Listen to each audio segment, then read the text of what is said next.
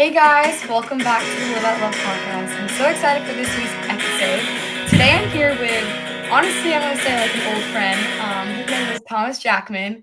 Thomas, I don't know, this is really funny. So me and Thomas, when I was 15, I guess you were 16, Thomas? Or 16, maybe yeah. the same age. I'm from Maine, Thomas from Texas, and his sister posted a TikTok of him, and I think 15-year-old little Olivia was like, "OMG, who's this kid?"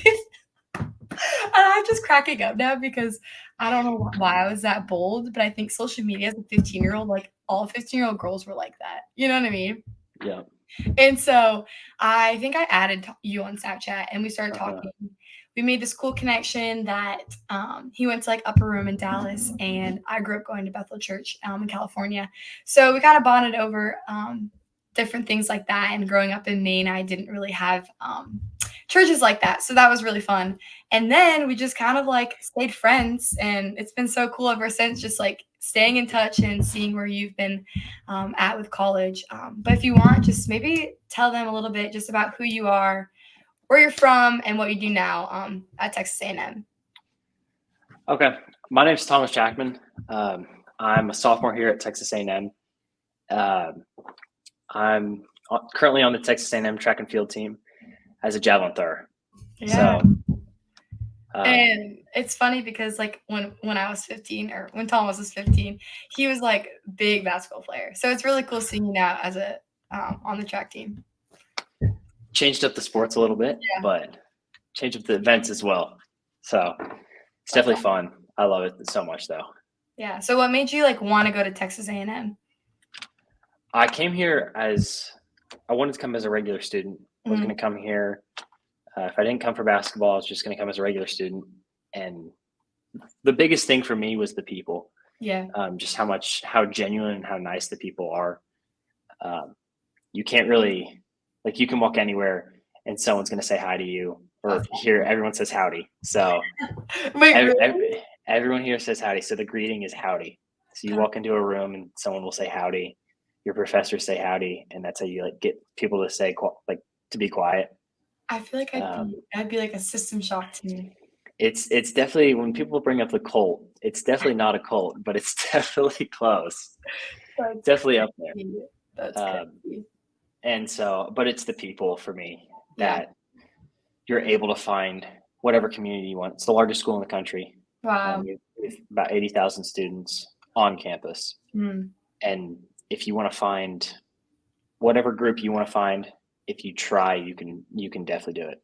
That's awesome. Whatever organization you want, you can be a part of it. Yeah. And so the biggest thing that for me was the people. The traditions are very, very unique here. Just how people have cultivated them. So definitely love A&M though. Just as a school, love my friends that are here. It's awesome. Wouldn't change it at all. Good. So what's your major? I'm agricultural leadership. Okay. With a minor in construction science. So do you know what you want to do yet with that? I want to do construction management. Okay. So go work for a big company for 5-10 years, work my way up, gain knowledge, and then from there go start my own company. There you go. And yeah. That's awesome. That's the goal right now, but we'll see what the Lord does. Yeah. He could change that like next year. But seriously. That's awesome though. Well, I love just like getting to ask you to come on. I told Thomas that I really want to start a series of just having just great Christian guys on this podcast to just pour into the guys listening, because I know guys have a different perspective when it comes to just different things as a college guy that maybe I couldn't touch on. So to start, Thomas, I would love to just hear about your testimony if you feel comfortable talking about that. Yeah. So I grew up with a family, Christian family. And whenever I think I was 3, my parents got divorced. And that was definitely a struggle. And that's probably the biggest part of my testimony. Cause that lasted almost 15 years of my life. Just their divorce and the struggles of that. And so just along that, figuring out, went through struggles for sure with with the divorce, and I have an older brother and older sister, and so we all kind of had to come together through that. Yeah. When we were about 8, the divorce like kind of ramped up again, and so we got taken away from our mom. We were with her, and so we got taken away from our mom and didn't see her for about 2 years. And then after that, we got to see her on supervised visits, and that was just during that 2 years. There was a lot of changes. We moved schools, and just crazy to see how much life can change in an instant. You can be in school, and the next day you're moving houses, moving schools, moving pretty much completely different lives. Yeah. But definitely cool just to see how the Lord worked through that eventually. Anyway, from there, where we moved to is a town called Highland Park in Dallas, Texas. And it's a different type of culture there than it is in the world. It's known as Where did you move from? I moved from from Dallas Okay. to a little town inside of Dallas. Okay, Highland. Okay. Highland Park, yeah. And so it's just a different culture, and it's called a bubble because people don't really leave the bubble. And I would leave the bubble, which I'm very blessed for. I'm very glad I got to get out of the bubble and see what the real world is like, because inside the bubble is definitely not a real scenario. And so growing up through that was definitely a struggle in trying to find my identity in Christ, while also not many people were at that time. And so really just at that point, I was probably I've always had conviction from the Holy Spirit about the things I've done. And once I got to high school, got into a relationship and probably shouldn't have. We've all been. And we've all been there. Yeah, exactly. And so learned a lot of lessons from that. Yeah. Very blessed that happened. Don't regret it at all, for sure. And just learned so much from that. And that was really after that relationship, I was like, the Lord was really just like pulling my heart. And so that's when I really was like, you know what, there's so much more to live for. Right. And I always thought like during the relationship, I was like that. But not until after I really realized how much I had to grow.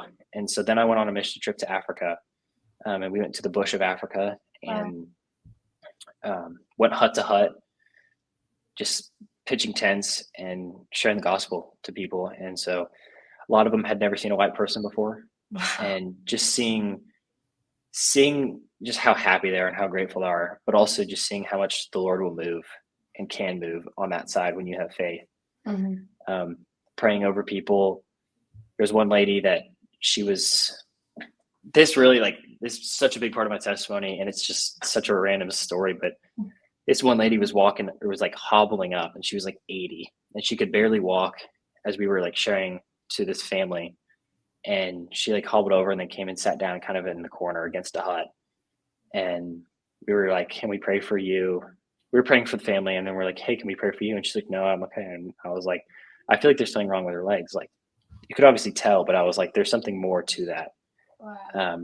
And she was like, oh, okay. Like, yeah, you can pray for it. And so I did. And so we were like, stand up. Like, how do you feel? And she was like, oh, I actually do have ankle problems. And she was like, oh, I still feel it. So we were like, sit down again. We're going to pray again. So we prayed and then stood up again. And she was like, I still feel it. So I was like, no, we're praying again. You're like, no. And you're going to heal. And that third time, she was like, and they don't show much emotion, but she was like, we were like, okay, stand up. And she like gave a thumbs up. And then she ran home. No. Like she ran home. Actually ran home. Like didn't say thank you, nothing. She just gave a thumbs up. She was like 80? She was like 80. Like, and she ran home. A great grandma. Like, and that was just like, just seeing just how much the Lord was like, no, like if you have faith in me, it's gonna work. You might not get it the first time or the second time, but you're gonna get it eventually. If it's what I have for you.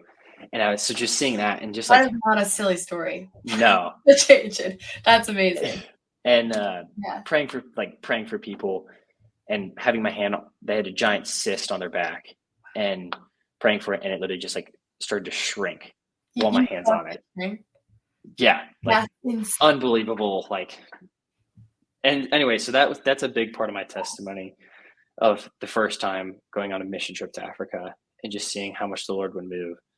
Um, and then really coming to college, I really wanted a strong, like, I had a great friend group in high school, Mhm. and it took forever to find that. Didn't get it until about junior year, Yeah. and finally found guys that love the Lord, were doing one of the same things as me, didn't want to drink, Mhm. um, didn't want to party, but wanted to have a fun time. Yeah. Fun to us was pickleball or spike ball or Yeah. swimming or whatever it was. Just being guys, Mhm. and super super grateful and super blessed for that. And then coming to college, I wasn't going to be with them, and so I was like, I really want to find that again, and I also really want to have accountability. Yeah. And so first year, before the first week of school, like the Lord like randomly placed different people, and like I met random people. Wow. Um, and so just the Lord was like, yeah, you're gonna have a group. And there was a group of 5 of us, and we started a Bible study, That's and awesome. we all just became best friends and had accountability. And that was just something, especially as freshmen in college, it's your first time away. Mhm. It's so easy to stray off in college, and just having that accountability was something that I'm super grateful for and super blessed to have. Um, Along with my freshman year, was learning how to throw the javelin, doing it by myself, Yeah. and yeah, just super having to trust the Lord. I wanted to be on the team, um, and so I was like, I'm going to learn. And now I'm finally on the team, and that's kind of that's a short summary of kind of my Mhm. testimony. That's But awesome. yeah, I love it. Going off about javelin, do you want to explain to them more, just like one, like how you started it, how you like never even picked it up to now, like you about to go to nationals? so I came on a visit to Texas A&M for shot put discus, Mhm. more for discus, Right. and on that visit, I know I didn't have anything crazy. It was more for potential. And on that visit, the coach was like, "Can you throw a football far? And can you jump?" And my extent of throwing the football was 8th grade quarterback, nothing crazy. But Yeah. I'd always just loved to throw things and football, and Right. so I could throw a football far. And so he had me send in a video of me throwing a football as far as I could on a football field. And he was like, you know what, that's a good enough distance that we're going to teach you. And so was gonna be on the team my freshman year, and then they had to cut 40 kids my freshman year, Okay. and so I was not able to be on the team. And so, but they were like, we still want you to learn. And so I was like, okay. And so learned how to do it, and now I'm on the team, and super blessed. Just have great teammates. They Yeah. all know what they're doing. My coach is very very well in the zone of javelin. Mhm. He's a 2-time Olympian himself, and a 22-time Mexican national champion It's awesome. in the javelin. So he knows what he's doing, and he sent many people to the Olympics for javelin. So So you're next. hopefully, Lord willing, that's definitely the trajectory. It's Um, awesome. and so yeah, it's just cool. I progressed very very well in less than a year doing it kind of by myself, Yeah. and so I'm excited to see what the proper nutrition, strength training, and working out with him and my teammates just will do in a year. That's So amazing. So yeah. how have you seen like the Lord work like through that in your life right now? Especially just like watching you go from not even knowing how to throw it to now. Yeah. So it was definitely, javelin's not an easy thing on your body. Like one of my best friends, he likes to call it a toothpick, and it's an 8 foot long toothpick Yeah. that is not meant to be thrown. It's a spear. It's just a straight up spear. And so my freshman year, the first time I ever threw a javelin was my first day of college. Wow. And, had no idea what it was doing, did not look very pretty. And it's just not your body doesn't want to do it. And so it was a lot of praying about, like, Lord, do you actually want me to be doing this? Do you want me to learn how to do this? Because my body's telling me no. My mind is like, it would be fun to do. Yeah. But I don't want to do it just because, it's cool to be a student athlete. I didn't want to do it for that. I wanted to do it because the Lord was like, yeah, I'm going to put you in that space for a reason. And so that was a big thing of last year, is it was such a struggle to get to a point, Yeah. It took me 8-9 months to get to where I was actually able to get a good distance to get on the team. And just that whole time of praying and, minor injuries, I didn't have any treatment. I couldn't get treatment. And so praying through that and trying to figure out like what I could do. And if I did want to do it, and if the Lord actually wanted me to do it. Cause I didn't want to just, it was a lot of work, a lot of time, just to do it for fun, I guess. And so that was a lot of praying and just to get on the team. And there was a lot of uncertainties of, then I hit that mark and that the coach said I would be able to get on the team. And even after that, it was still uncertain of whether I'd be on the team. And so just never fully got told the words, you're going to be on the team, until I got a text message from a random app saying join. And I was like, is this a scam? So I thought it was a scam. Really? Looked it up on private browser, and it had my email in there. And I was like, like it had my email already logged in. And so I went through and logged in, and it said Texas A&M track and field. And I was like, no way. You're like, I made the team. I made it. That's how I found out. Yeah. That's awesome. So it's such a big blessing just to see how the journey that I've gone through, but also just how the Lord's used me already and how he's going to use me,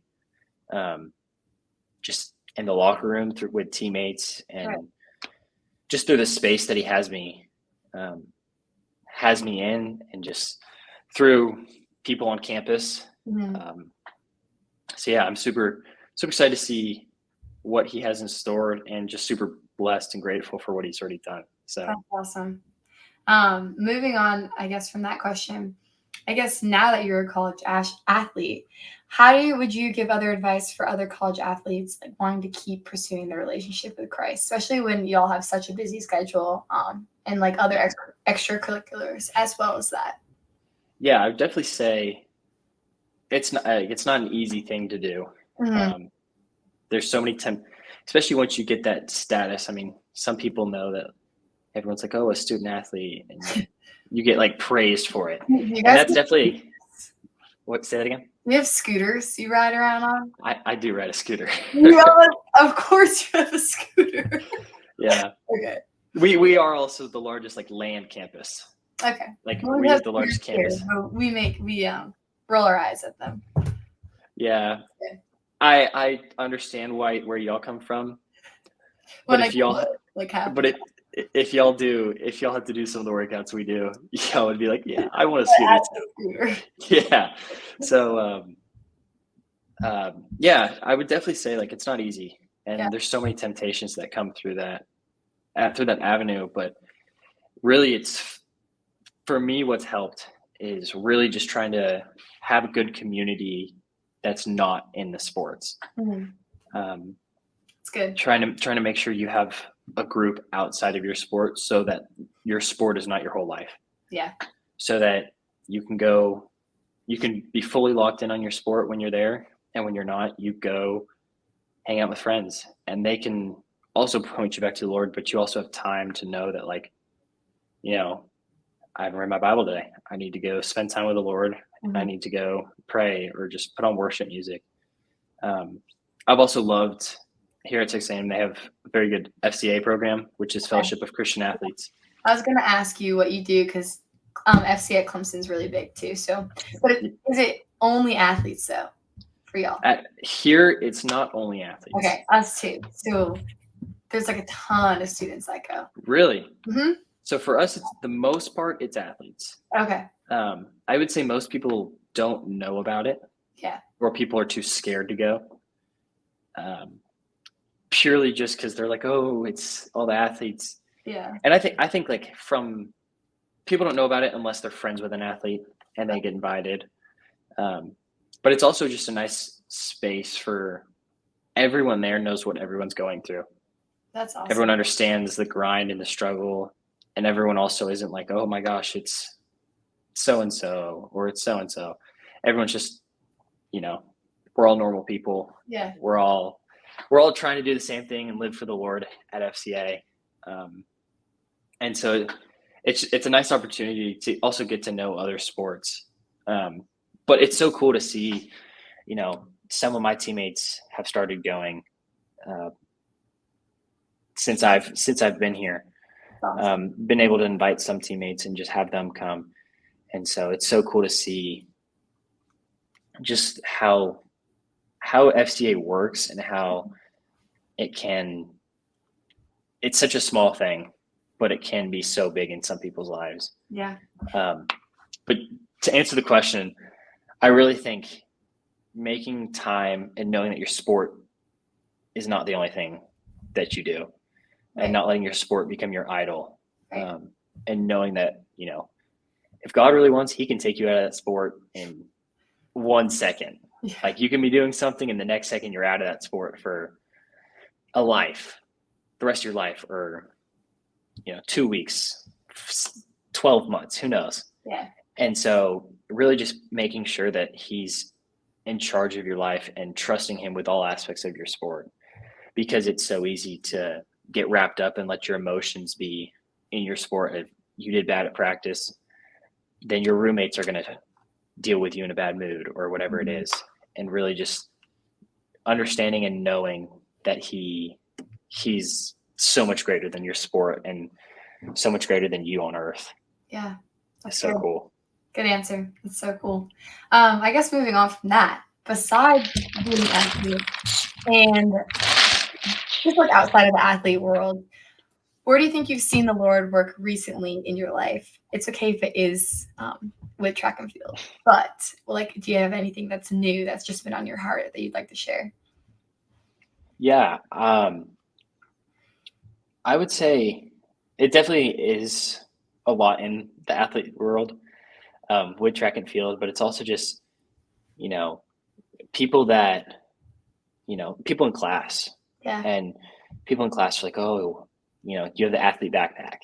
And I like, I'm not a big fan of boasting about it. Like people are like, oh, like, what are you doing? I'm just like, oh, I do stuff. Like, oh, and it's like, I won't tell some people. Do they kind of act weird around you when they know you're an athlete? It does happen. And that's what I don't. That's great. And I don't like that because it's like, I'm just a normal guy. Normal guy. That was blessed with the abilities to do athletic stuff, I guess. And so some people will either I'll tell it to them if they ask about it, or some people, they'll see the backpack and they'll be like, oh, like you're on the track and field team. And it's honestly a cool. Can you show the camera the backpack? I can. I want to see if it's the same as some athlete backpacks. Oh, that's a legit athlete backpack. Yeah. So it's funny. It's a short story. A&M as a school is an Adidas school. Oh. And our track and field is the only sport that's Nike. No way. Because our head coach has a personal deal with Nike, and they paid him a good amount of money to make the program Nike. That's awesome. So all of our stuff we get is Nike. So you guys are legit. I mean, with the Nike, you don't have the Adidas backpack. You have the Nike. We have a Nike backpack, so it's kind of funny because everyone's like, "Oh, you're not an athlete. Like that's not the athlete backpack," and I was like, "Okay, sure." Yeah, why Sorry. not? Anyway, yeah, it's really cool to see how people will ask you about your sport, or people will be like, come up and talk to you. And it's like, they wouldn't if they were normal, but they're like, oh, you're an athlete. Like, Yeah. and it's cool to see that and use that as an opportunity to like, invite them to something or bring up the Lord or bring up, just figure out a way to bring the Lord into the conversation. And some people are like, oh, that's like, I love that. Like, I didn't know that athletes were believers or like, or they're like, oh, I've never heard that. Like, tell me more about it. And so like, starting with that and just kind of building a little relationship and then going to lunch with that person and, trying to get connected to the guy. Yeah. And be like, yeah, and being able to try to disciple them a little bit. So, It's been that's been probably the coolest thing is people use that as an avenue just through regular students and be able to share the gospel and share the Lord through that. I love that you're honoring the Lord through all the gifts and talents that he's given you to do that, which is probably his one thing that he's like, hey, there he is. He has the athlete backpack, but he only has the backpack to talk about me. I'm just kidding. You're future Olympian, but still. Hopefully, Lord willing. I think that's amazing. Thank you for sharing that. Another question, I know it wasn't on our little overview, but I know you're kind of talking about when you saw the old lady like got healed and saw about the cyst too. How do you think, I guess going like hand in hand with that, do you feel like the Lord speaks to you the most? Because like for me, I've shared this a lot before, like I'm very prophetic and I get it through like dreams or just like thoughts and I'm like, oh, like he tells me and then I'm like, wait, I just saw that happen. And I just love hearing about this because everyone, like the Lord gives that gift to everyone so differently and it's so fascinating. So Yeah, I would say for mine, like I definitely will just like, if I'm not thinking about anything, the Lord will just like speak to me and just throw stuff into my mind. And it really, would be like, go call this person. And it's like, I haven't called them in 3 years. yeah. Like, what? And he's like, just call them and check in on them. Mhm. And it's been really cool to see, so that's one of them. Yeah. And he also he's given me very good discernment Mhm. and just understanding and being able to kind of read people, not in Mhm. like a No. psychic way, just No, being I able to see like understand. how someone's doing and if someone's like kind of struggling or going through something, being like, hey, like what's up? And they're like, oh, nothing, like I'm fine. And I'm like, what's actually wrong? Yeah. And then they're like, oh, like how'd you know? And I'm like, the Lord. You just told me. And so and then they're just like, what? But it's kind of funny to that's how the Lord, I mostly hear the Lord. So he'll just like pop stuff in my brain or he'll just give me discernment from it. Which is such a big blessing to be able to know that those are the strengths and know that like that's how he is able to speak to me. Yeah, that's so good.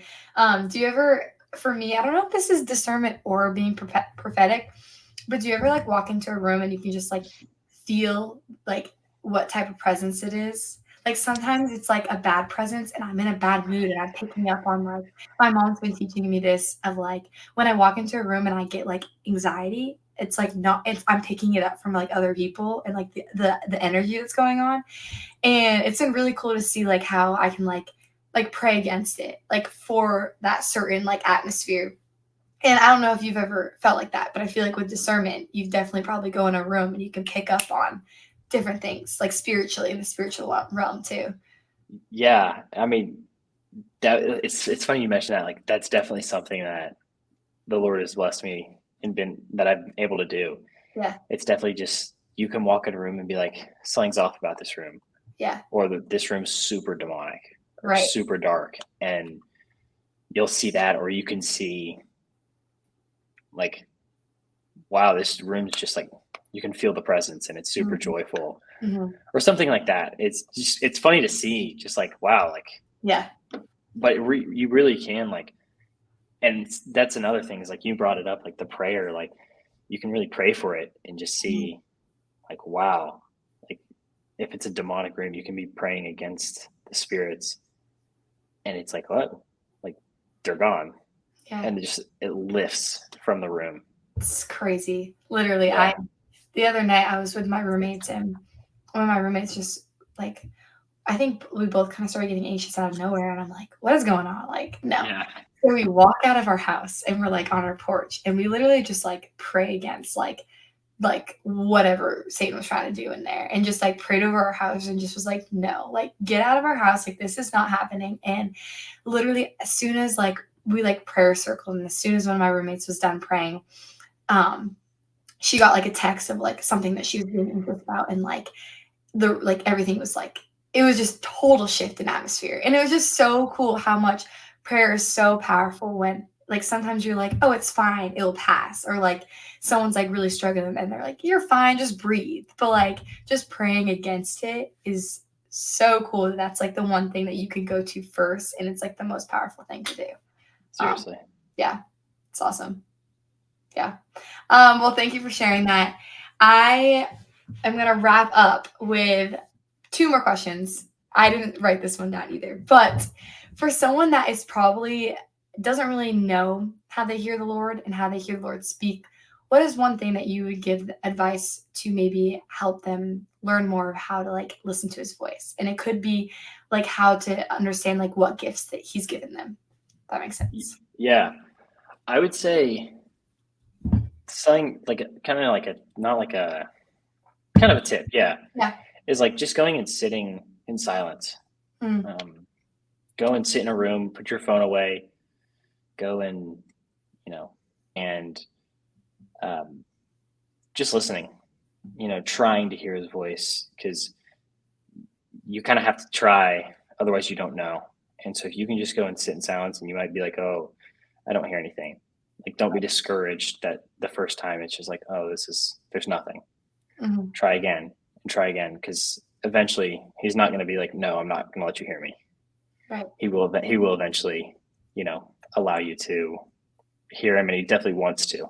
Yeah. So that's awesome. That's definitely something I would say. It's good advice. Well, thank you so much for being on this podcast. I forgot, did I add that like when we were like 16 that we are 15 or whatever, we used to like FaceTime? No.